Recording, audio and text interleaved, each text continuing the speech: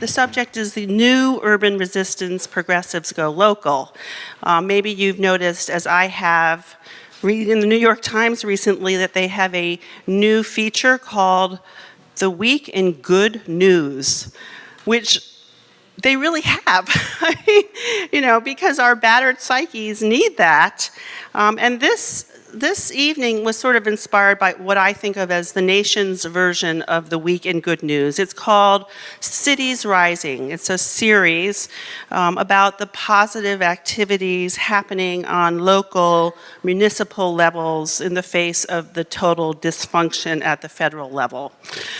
So I have the honor of introducing our panelists and moderator tonight, which I will do right now, and then they will come out. Brad Lander is a member of the New York City Council, where he represents the 39th District in Brooklyn and serves as the council's deputy leader for policy. He was founding co-chair of the council's Progressive Caucus. Brad brings the values he learned as a community organizer to the City Council. He believes the best way to govern is to empower residents to make key decisions about the future of their community. Prior to serving in the City Council, Brad directed the Pratt Center for Community Development and the Fifth Avenue Committee. Brad is a founding board member and current board chair of Local Progress, a national network of progressive municipal elected officials. And I'll also mention that Brad and his office are supporting an exciting initiative here at Brooklyn Historical Society titled Muslims in Brooklyn, which you will hear more about in the next 2 years. This amplifies and celebrates the stories of Brooklyn's many Muslim communities through oral histories, through exhibitions, through public programs, and a curriculum, and so much more. So I want to thank Brad for that. Juan Gonzalez is an award-winning broadcast journalist and investigative reporter, a two-time winner of the George Polk Award. He is co-host of Democracy Now!, author of Harvest of Empire, A History of Latinos in America, and a founder of the National Association of Hispanic Journalists. He spent 29 years as a columnist for the New York Daily News. His latest book, Reclaiming Gotham, Bill de Blasio and the Movement to End America's Tale of Two Cities, is actually for sale in our gift shop. Moving along, seated in 2016, Philadelphia Council member at large Helen Gim is a longtime education and community organizer and is the first Asian American woman elected to the Philadelphia City Council. As chair of the council's Children and Youth Committee, she has helped lead a public schools agenda that contributed to the end of the 17-year state takeover of the Philadelphia school system. She established the city's first legal defense fund for tenants facing eviction and the first budget fund to specifically address youth homelessness. She is vice chair of Local Progress, a network of progressive municipal leaders where she has helped lead national efforts around sanctuary cities and progressive public education policies. Born and raised in the Dominican Republic, Yaritza Mendez began working at Make the Road New York as an intern at the age of 14. During that time, their immigration team was doing work on in-state and out-of-state tuition as it impacted undocumented youth. Following her internship, she remained involved in the growing youth program every afternoon after school. That work informed her pursuit of dual degrees in sociology and criminology with a focus on civic engagement and the hope of continuing to advocate for New York's immigrant community, a hope that she has realized as a full-time outreach coordinator at Make the Road New York. Those are our panelists. Tonight, we are being moderated by the wonderful Lizzie Ratner. Lizzie Ratner is an editor at The Nation, where she founded and oversees the magazine City Rising series that I mentioned before. City Rising chronicles the progressive energy that has been rocking the foundations of cities across the country, spawning campaigns around everything from affordable housing to fossil fuel divestment in cities as diverse as Seattle, Washington, and Jackson, Mississippi. A huge thank you to Lizzie for being my partner in bringing this all together, and please help me welcome her and the panelists to the stage.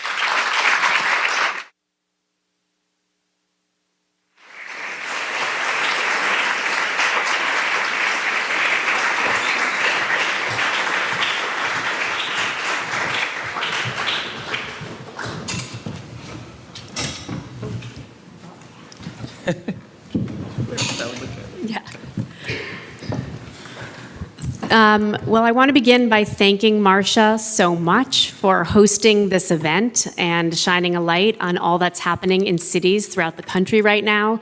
Thank you to the Brooklyn Historical Society. Thank you to our fantastic panelists who all made time tonight. And thank you, all of you in the audience, for being here. I want to begin with a question actually for all of you, just to get a sense of who all's in here and what might have brought you here. Just a show of hands, how many folks here have been politically active in the last year, gone to a protest, volunteered for something? Just raise hands if you've been politically active in some fashion. Right. Fantastic. Well, lovely to have you. Even lovelier. My next question is, how many of you have focused that activism, or how much of that activism has been focused on Trump-related stuff? Raise your hand if it's been focused on Trump-related. Okay. How many of you have been politically active around very local issues, something in your backyard, something in the city, the state? All right, quite a few of you. That's fantastic. Well, what we're going to be doing tonight is talking about the connection between those two, where the activism we see happening in cities meets the sort of large-scale national ferment we're seeing right now. They're intimately connected. Sometimes we don't always know how, but we're going to be exploring that this evening. Now, I have one other set of questions, and then I'm going to turn everything over to the panelists.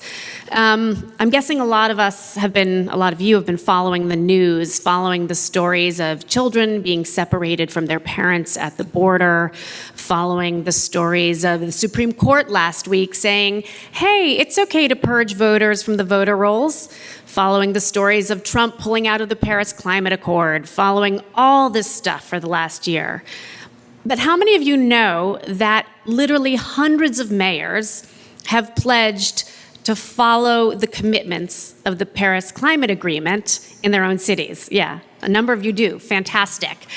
What about the fact that mayors and local elected officials and activists in cities are finding ways to expand access to the voter rolls, or trying to register people to vote and make it easier? In fact, in Toledo, right in Ohio, the state that was the subject of that awful Supreme Court decision last week, a city council member has introduced legislation to try to make it easier for folks to register to vote. How many folks know that here? Excellent, you are on top of the news. So these are just two tiny examples of some of the stuff that's going on in cities, and by no means does it counteract what's happening at the national level. But it is critical, it is hopeful. We are actually going to maybe be feeling some hope this evening. And what we're going to be doing here now is talking about all that's happening in cities, why it's happening, and can it be built up enough that it actually serves as some sort of resistance, not only to some of the bad stuff that's happening in cities separate from Trump and Trumpism, but serves as sort of a model of resistance to all the awfulness that's coming down from above. So with that in mind, I'm now going to let our panelists speak. And I'm going to start over here to my left with Brad. And my first question for you is that you are the chair of something called Local Progress, which is a network of local elected officials and activists who share ideas and are trying to build a real sort of trans-local movement at this moment. Can you tell me, what are folks doing in cities? You have a pretty good vantage point. What's happening in cities right now? Why is it happening? All that good stuff. Thank you, Lizzie, and thank you, Marcia. Thanks, Brooklyn Historical Society, and everybody for coming. This is a great place to do events, and I try to get here as often as I can, and it's really wonderful to do one with the nation as well. So thank you guys all for being here. So Local Progress is this national network of about 700 progressive local elected officials, mostly city council members, but county councils, town councils, some smaller city mayors, some progressive district attorneys, something we're seeing more of now in Philly and some other places around the country, in Brooklyn. And we got started about 7 or 8 years ago, and I mean, look, cities have always been a place where progressive folks organize more than in some other places. And let's start by remembering that's often because cities are big drivers of inequality, right? So in some ways, the problems we're talking about you see in cities a lot more than in other places. Once wealth starts being accumulated and gathering, and some people have it and other people don't have it, and the people that have it keep trying to get more of it, the spread of inequality is part of what cities drive. Luckily, and this also has a very long history, it also drives the building of more diverse coalitions to do something about that. So that's not new. That's, I think, about as old as cities.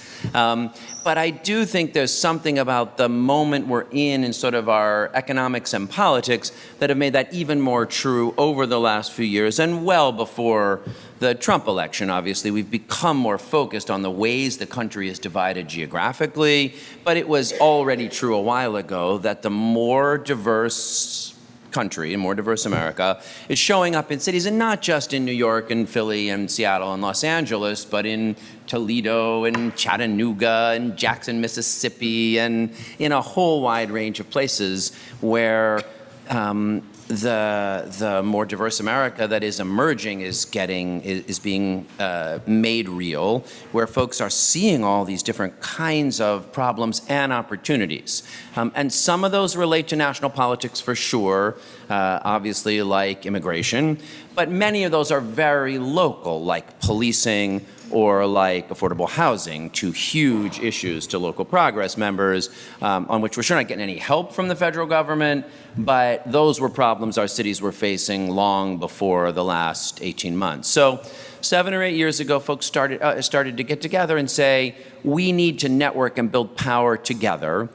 It's a group of people who know progressive change doesn't happen because progressive elected officials make it happen from City Hall. It happens because folks organize on the outside through progressive labor unions, through grassroots community organizations, in movements, and then power is built. But if you've got allies on the inside, it could be a lot easier to take the step-by-step efforts. And so we've really seen a proliferation across the country. And I would say before the Trump election, that was around things especially like paid sick days, which almost no cities or states had 6 or 7 years ago. And now tens of millions of Americans have paid sick days protections. We all should have them, like every European country, but raising the minimum wage, the fight for 15 in cities and in states across the country, outside organizing, some courageous local elected officials starting in Seattle and then moving across the country, like giving fast food and retail workers stable schedules, advance notice of their schedules and the pathway to a full-time job, like legal defense funds for tenants facing eviction in housing court. I won't go down the whole list. Like participatory budgeting, lots of things spreading around the country, all before a year and a half ago, trying to move progress on different kinds of justice issues. Obviously, what happened a year ago, November, really twisted that. And we've spent so much time having to focus on resistance to all of the horrors that Lizzie started to catalog and many, many more, which has made it more difficult to kind of get back to fighting for progress. But the network we had in place was critical for helping cities say, all right, who's got the best immigrant protection legislation? If your sanctuary cities law is about to be preempted by your state legislature, how do you think about fighting back about it? When Ben Carson says we're not going to care about fair housing anymore, what could cities do to say we want to combat segregation in our cities on our own, something we weren't doing that well on before? How do we do it now? So that's the network we've got. It's not enough. Nothing's enough when you've become part of a nation of mass child abusers. But it is a powerful grassroots network that is very useful for this moment of resistance. And I think for the longer term, building a network of folks who are building and contesting for power to make real change over time. Awesome. Thank you. All right. Now, actually, you all happen to be sitting in the exact order that I'd planned to ask you questions. So this is perfect. So Helen, I'm actually going to move on to you. I'm guessing people in the audience are pretty familiar with what's been happening in New York City the past few years around inequality and movements for change from the grassroots up. But we're not so familiar, I'm guessing, with what's happening elsewhere. So Helen, can you talk specifically about Philadelphia, your home city, and what are the progressive efforts that are and have been taking place in Philadelphia? What are the big fights where you've had victories? What are the big fights where you're still pushing for victories? What are we seeing on the ground there now? Yeah, well, thank you so much, and good evening, everybody. So Philadelphia is a fascinating place, and I think that Brad laid out the groundwork for how cities of mass inequality can become like vibrant places for serious organizing. So Philadelphia, the 10 largest metropolitan cities, is the city with the highest poverty rate. We're also a state that is the worst in the nation when it comes, for example, to the funding gap between the poorest and wealthiest school district. And those two things, the combination of poverty and inequality, really define a lot of what communities are fighting against. It's been a really powerful thing to be part of a number of different movements. For example, a public education movement that got started many decades ago, but really kicked off when there was a state takeover of our Philadelphia public school districts in 2001, and over 17 years, a movement really built up amongst parents and educators, youth, and community members, clergy, and others who really started to reclaim public education, especially because so many of our elected officials and others had walked away from it. There are immigrant communities, for example, fought tooth and nail against a reluctant mayor to establish Philadelphia as one of the earlier sanctuary cities, one of the ones that was especially most progressive around not defining the ways in which people can get categorized by the level of crime, so that we recognize that even those who commit a felony, if they are, as long as, ICE, which should be abolished, by the way,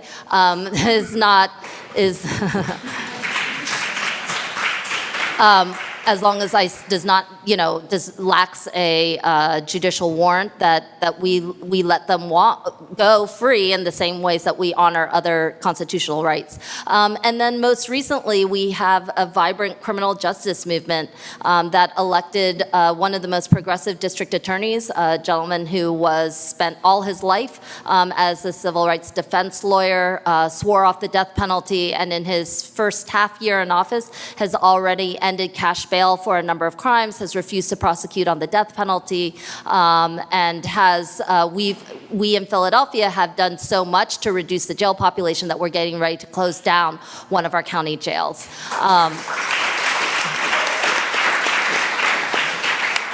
So very similar to what Brad said is that none of these things ever really started in city halls or in our state legislatures, and certainly not in DC. They started in areas where communities, long marginalized and silenced, began to organize. I thank God each and every day that we have funders and donors and individuals who give their time, money, and their resources to a lot of these organizing communities. We have to fund organizing, period.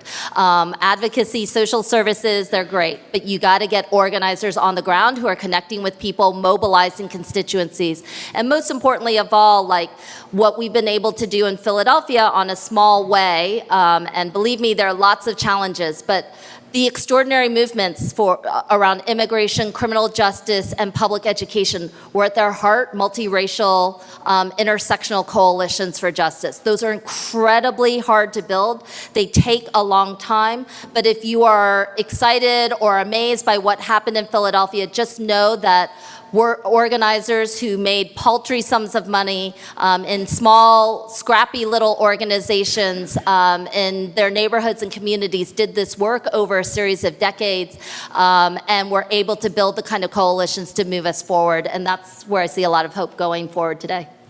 Excellent. Well, I want to come back to the sort of multiracial coalition building later in the evening, but now I'm going to turn to Juan for a second. And Juan, in your wonderful book, Reclaiming Gotham, Bill de Blasio and the Movement to End America's Tale of Two Cities, you trace the origins of some of the ferment we're seeing back several years, and you point to a very specific moment. So there it is.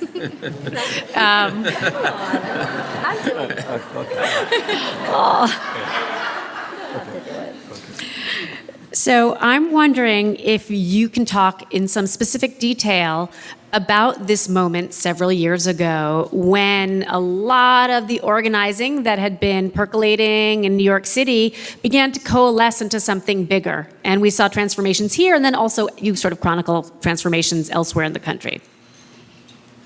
Yeah, well, good evening to everyone, and thanks to Lizzie and Historical Society for inviting us all to discuss a topic that I've been pondering a lot now for decades.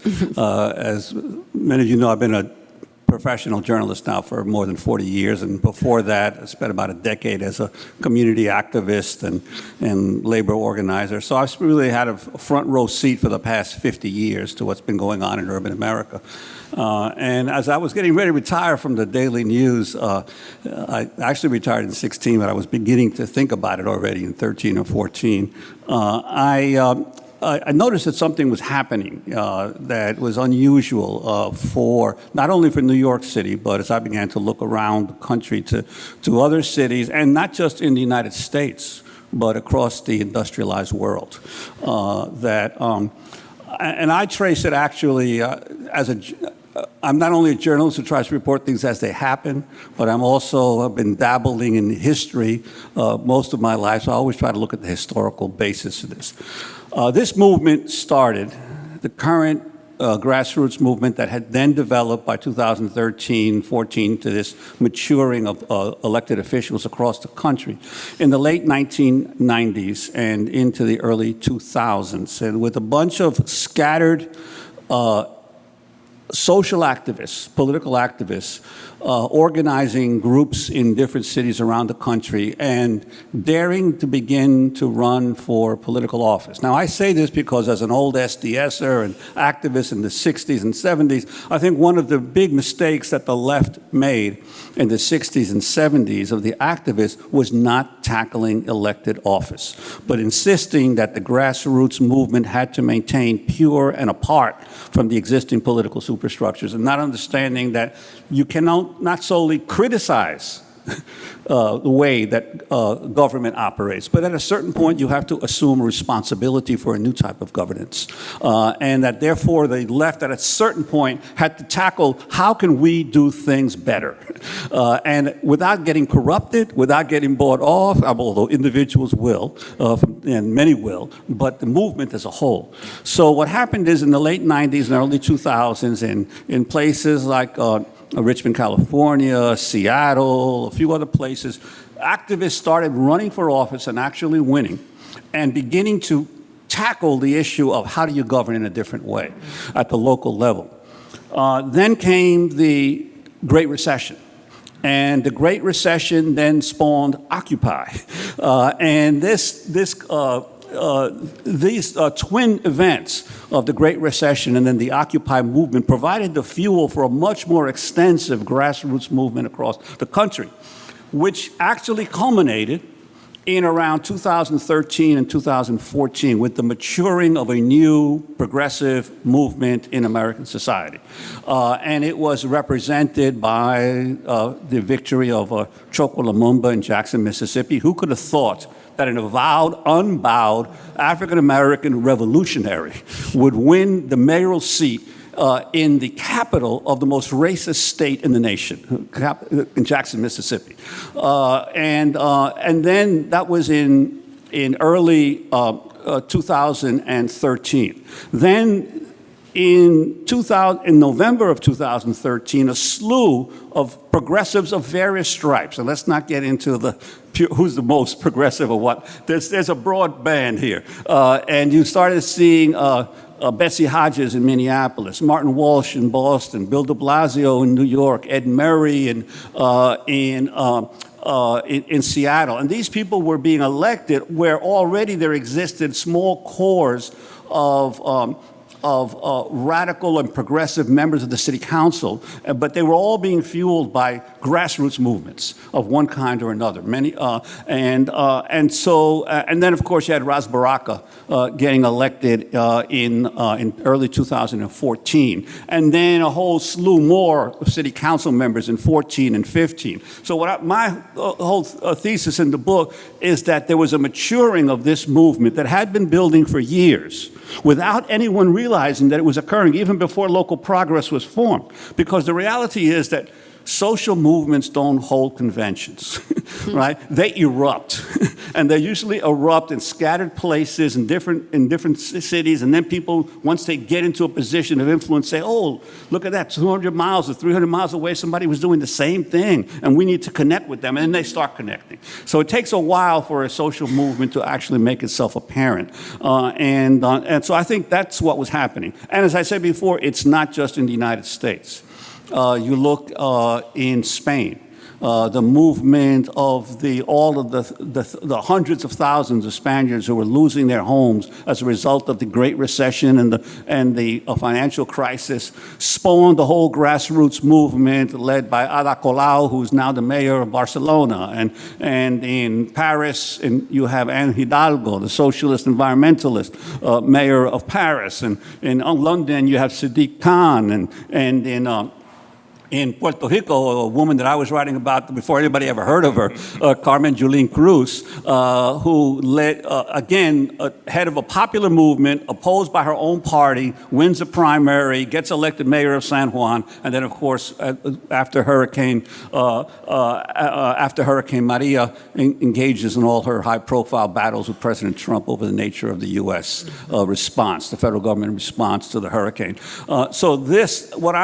My basic thesis in the book is that as the national and regional governments of the advanced West have become increasingly more conservative and right-wing, anti-immigrant and racist and xenophobic, the local governments, the city governments in all of these countries are becoming increasingly more progressive and left-minded. And in fact, that the city leaderships are on a collision course with their own federal governments and their state governments over the nature of how the society will develop in the future, because the reality is that the cities have the majority of the population and will continue to increase in size. They're just being gerrymandered and controlled by the countryside and by the regional and right-wing forces of the society. But there is a collision coming between the cities of America and the states, and the state governments here, the regional governments in other countries. So that's my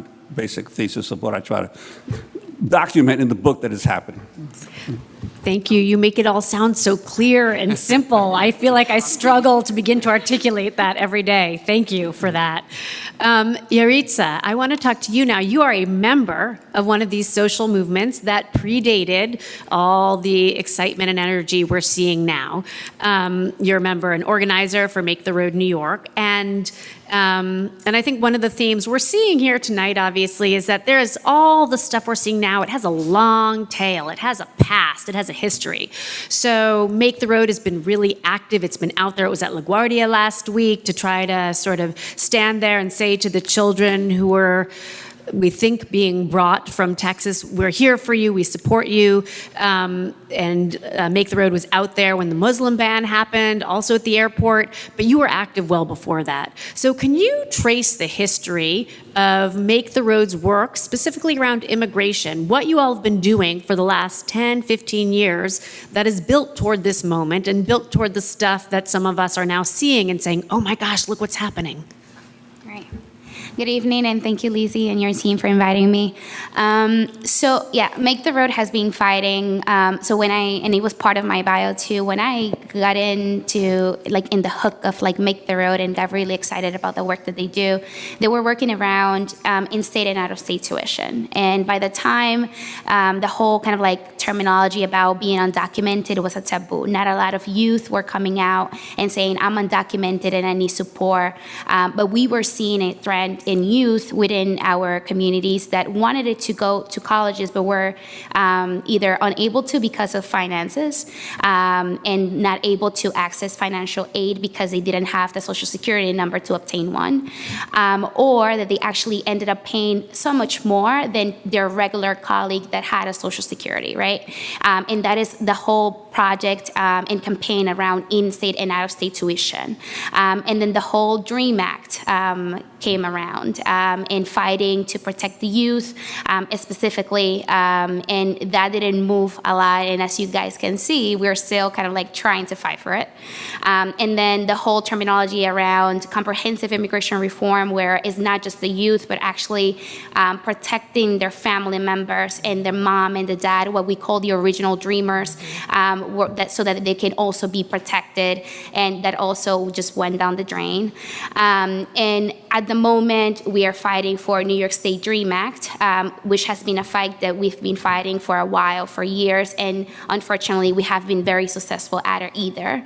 And most recently, we are fighting on the driver's license campaign, which is also not new. And the idea of it is to provide driver's license for undocumented residents of the state of New York, so that they can just do their daily needs, right? And we're still in the battle. And then we are also most recently have engaged in what we call the fraud campaign. And that one highlights the people that have been victimized by what we call notarios, or those fraudulent lawyers that will say, yeah, you can, apply for asylum because you've been living in the United States for 10 years, when actually there's no law for folks to adjust their status.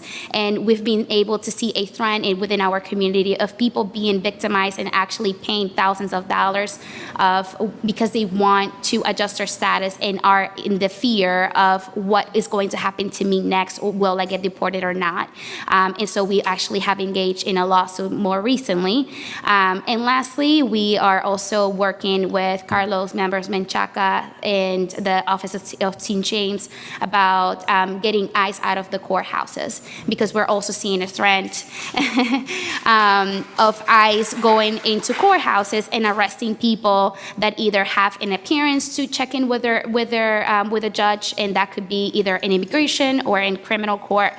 So we've been fighting for a while, and although we have not been very successful, those small victories, right, is what we kind of like take into account and make sure that we're going out in the streets as much as we can. That's just Make the Roads list on immigrant justice. There's equally long lists on economic justice and on police reform and criminal justice and in the school system, and so where there's been more ways of making progress too. I would also, at the risk of being Pollyanna, it's easy for me to say perhaps, but I would push back against the unsuccessful idea. It is, I would argue, because of the work that groups like Make the Road have been doing for years now, that there's a municipal ID in New York City, which provides legitimate documentation for not only undocumented immigrants, but folks of all statuses in this country, or that we have translation services in a lot of places where they're needed. And legal representation for everybody who's facing deportation. Okay, so I take it back. We have some major victories. And while we've seen sort of Trump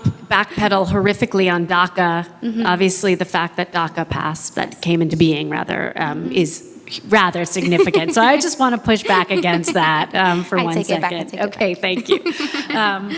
So I want to now step back for a moment and hear a little bit from each of you about the areas where you think cities can make the most progress, need to make the most progress, and are making the most progress. So I was hoping each of you could kind of dig down into one particular area where we're seeing action, movement in cities, and kind of lay it out for the audience. What's happening?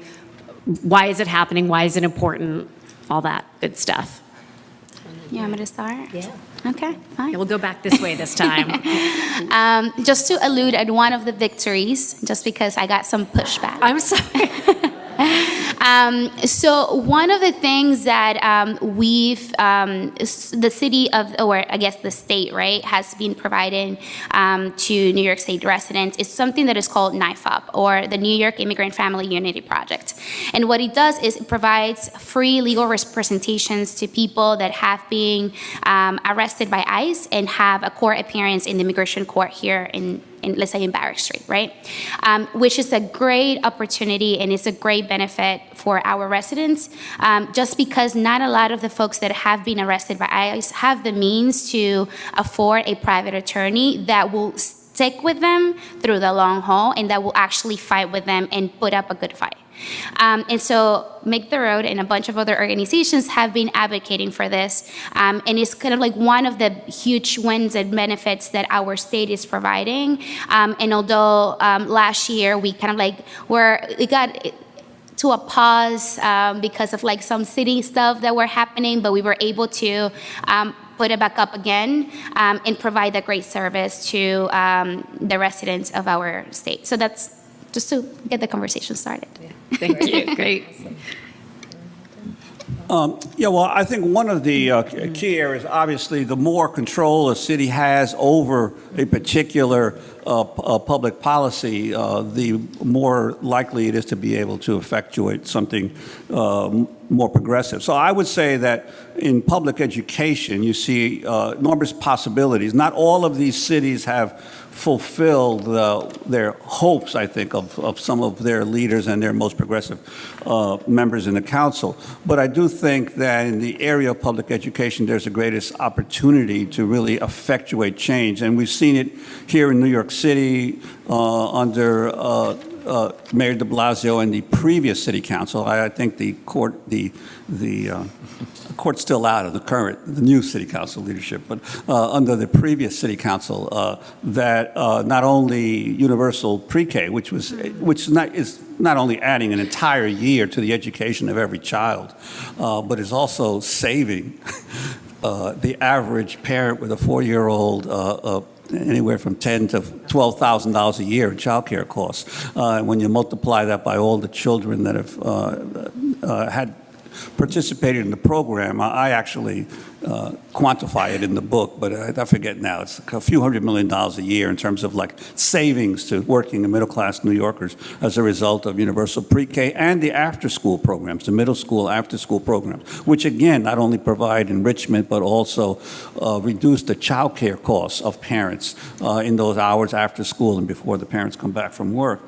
And also, I think, and I was surprised, I did not think that the Blasio administration would actually tackle the issue. I mean, they did tackle the issue of testing and reducing the emphasis on high-stakes testing, but that they've actually now tried to move forward over the issue of specialized high school admissions, which I wrote about it in the Daily News constantly, including criticizing Bill de Blasio when he was councilman and public advocate over the fact that his children went to the specialized high schools. But that this incredible and it's a tough issue. There's no doubt that it's a tough issue, especially for middle class parents. But it has to be tackled. The existence of the inequities and who gets into the specialized high schools. So I think in a variety of ways, the cities have an opportunity to change the way they deal with public education. So I think that's one area where there is experimentation occurring. Some of the others have not been, Pittsburgh under Peduto and some of the others have not been able to get universal pre-K in the way that they had originally promised. But I think that the cities are moving in the right direction in that area. And can I add one sure, thing before Brad. Helen, just Yeah. on the schools? Because I support the mayor's proposal on the specialized high schools, and I think it's a critical step forward. But I also want us to remember that's 8 of the 1,600 New York City schools. So if we're serious about combating segregation, that's just going to have to be like the opening of a door on a much broader process. And here in District 15, or just I guess a few blocks away, we're trying to take on segregation in our middle schools. And that, what I hope is that we're kind of seeing just the beginning of a much more ambitious conversation that I also agree I didn't think we would be able to get to, but the new chancellor, along with a movement that's been building for a few years, I think really has a chance to make a big difference. Yep, and just to piggyback a little bit on what Juan was saying is that especially in Pennsylvania, the state really is responsible for funding and support of public education. And what we were seeing both in Philadelphia, but in states like West Virginia, and where we saw all the teacher strikes around the country, is that you had, as Juan was saying, a big conflict going on with the state legislatures. And it really did take a huge movement that really did start within localities and municipalities to get people up and going and to tackle their state legislature. So it's been a really powerful and resonant movement for justice that is one of the few ones where we really see a lot of statewide action driven by women and teachers and educators. That's been incredibly powerful. I wanted to talk very briefly about criminal justice reform that I think has been extremely powerful in the city of Philadelphia. I mentioned recently about the election of a historic district attorney's race, and really the effort for activists. I think Juan was saying that for a long time, leftists and progressives didn't really see themselves in a political movement. And I would actually have count myself as one of them. I really, especially from the communities that I come out of, Asian American and immigrant communities, we have so few leaders, and so much of our responsibility is about raising up new leaders, defining the issues, helping people build out the movements, working really hard at the base level to get those multiracial coalitions going that take a lot of time, rely on relationships, and politics complicates a lot of that stuff. But there was no question that as we started to look at specific areas where we wanted to see change, and as the movements began to grow and get louder, whether it was around public schools, but particularly around criminal justice reform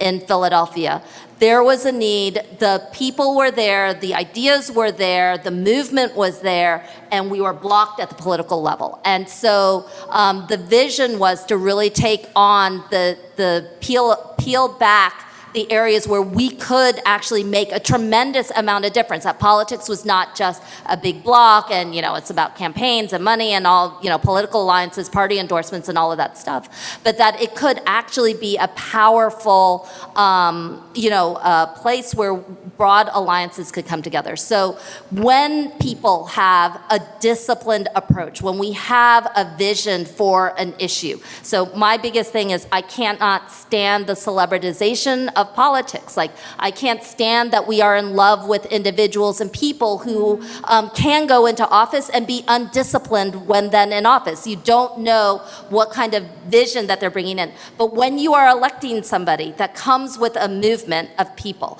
you are in fact electing a platform. You're electing ideas, and you're electing the individual who is best poised to make that thing real. And in Larry Krasner and in many different people who made the commitment around criminal justice reform, we saw that movement push in, and thus we see a lot of changes happen, especially when it gets really hard. As I mentioned, I think a little earlier, he's decided not to pursue the death penalty, which is a really easy thing that many of us in this room probably subscribe to. But man, we've got somebody who killed an off-duty police officer, and that is in trial right now. And that is a point where you really need your community to be with you, to stand up and reaffirm why we are against the death penalty, why it doesn't apply as a consistent measure for justice, because that is really tough. Similarly, what I'll say very briefly is also we're pushing hard within the juvenile justice arena. I don't want to see families and children separated no matter what the situation is, whether they're at the border or whether they are foster care youth in our system or juvenile youth who are being sent away to expensive out-of-county placements and put in treatment centers that institute solitary confinement, strip searches, and other types of things, which were what we were hearing from our young people. This was something that we have to seize back control of. The state is really in charge of a lot of this stuff, but it's the activists that are organizing on the ground around the juvenile justice issues who are seizing back some of that power from the state or holding the state accountable.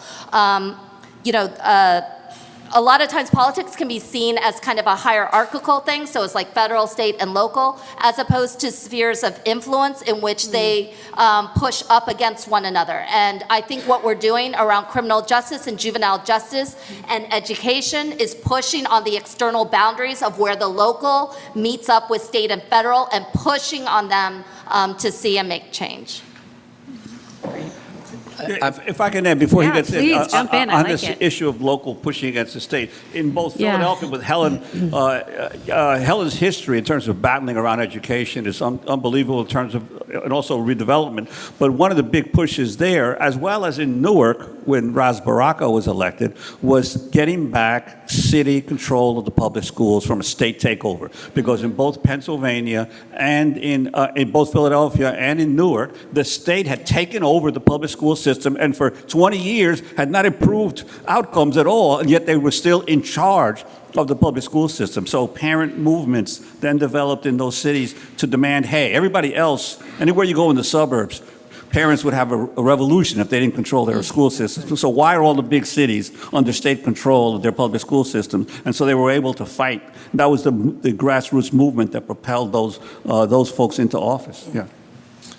All right, I'm going to try to quickly do two because there's a great list of meaningful victories on economic justice and kind of combating inequality and supporting workers, but I think we got to talk about the challenges of affordable housing a little bit. So I mentioned a couple of these in my opening, but on supporting workers and promoting economic justice, I mean, not that we've achieved income equality, but I think if you look at what cities have done just in the last 5 to 7 years, as I mentioned, the number of places that are moving paid sick days, and right now in Texas, Austin just became the first southern city to pass paid sick days, and Dallas and San Antonio are putting it on the ballot, in part to win it for 4 million people, and in part to make it harder for the state legislature to take it back. So paid sick days, minimum wage increases, so I think it's like north of 25 million Americans that have gotten a raise as a result of the Fight for 15 and the minimum wage increase, and north of 10 million of them on their way to $15 an hour. A mix of cities and states doing it, but all through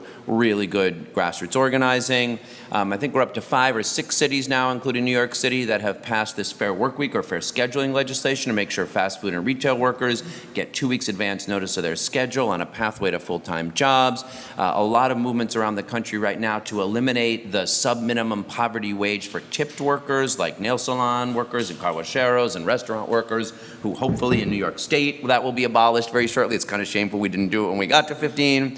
But Washington, D.C. just passed that as well. People are supporting worker organizing and creating new forms of organizing. So we passed a bill here that lets fast food workers create a citywide organizing organization. Can't really bargain in their individual franchises at a kind of union scale for real labor power, but moving citywide, they have been able to, and I think there's some exciting new opportunities for going even further than we've gone so far. So there's a real significant list of what worker, of the ways cities have been able to support low-wage workers and confront just kind of the harshest spaces of income inequality. Again, still a long, long way to go, but some promising openings. Oh, one more thing I'll mention here we did in New York City is to protect freelancers from wage theft, something I think other cities around the country will start picking up as well. Affordable housing, it's just more mixed. I can give you a long list of the things cities are doing, but I'd be lying if I said there's any city in the country that can tell a story in which they're really, you would say we're getting it right. It is just such a challenge. Part of the reason we have these opportunities in cities is unlike 30 years ago when kind of both people and investment were fleeing our cities for the suburbs and for overseas, people and investment are coming into our city from all around the country, from rural places, from exurban places, in all kinds. And so on the one hand, that means really creative people and really dynamite opportunities for organizing a business and creativity and arts. and really big population growth, and then at the same time, big investment trying to take advantage of rising real estate values, partly fueled by, all right, populations are growing, the housing supply is scarce, we should invest in it, and partly fueled by overseas and hedge fund and private equity fund investment, just seeing an investment vehicle in the places that people need to live, and people are not going to be able to pay next year what they could barely get by on this year, plus a big investment return for some overseas or hedge funds or private equity investments. So that has been a really big challenge, and kind of on every front. So we're trying a lot in terms of combating displacement and protecting tenants. There's a new move of trying to re-strengthen rent regulations. In New York City, we've got to fix the holes, the gaping loopholes in our rent laws that let people get pushed out. And how many people have read the ProPublica, at least some of those ProPublica stories? Okay, not as many as the others. Go read those the New York Times stories also, both the ProPublica and the New York Times stories. And there's a great Nation magazine series Yes, and the Great on the Nation. rising affordable housing movement All in the around country. the country. The Times stories are just on the loopholes in Right, the New yes. York City rent laws. But the rising movement around the country has been best chronicled in Jimmy Tobias's excellent long piece in The Nation. But really, in California, in Illinois, here across the state, not just in New York City, we're trying to close the loopholes in our laws, but they need just basic just cause and tenant protections in Rochester and Syracuse and Buffalo, and there's a great upstate downstate coalition that Make the Road and others are a part of. So strengthening tenant protections and rent regulations, giving tenants legal defense funds. Almost all landlords have lawyers in housing court. Almost no tenants have lawyers in housing court. If you read Matthew Desmond's book, Evicted, you see we've got an eviction crisis all around the country. So giving tenants lawyers reduces evictions. It makes a big deal. And then, of course, we are trying to create new affordable housing.